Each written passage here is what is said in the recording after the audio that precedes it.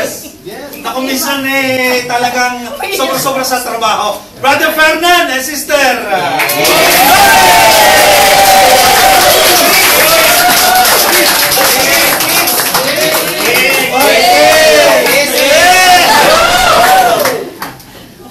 By the way, mga kapatid, sila po ay mag-migrate na sa Canada. Mga kapatid. Kaya lang po, we will continue to pray for them, ha?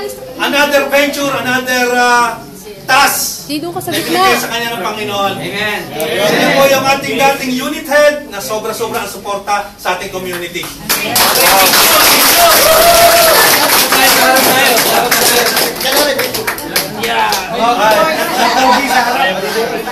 Ay, salamat magkita ng aming. Oh, sorry. Kiss.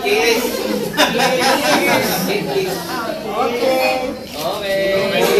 Thank you. Thank you.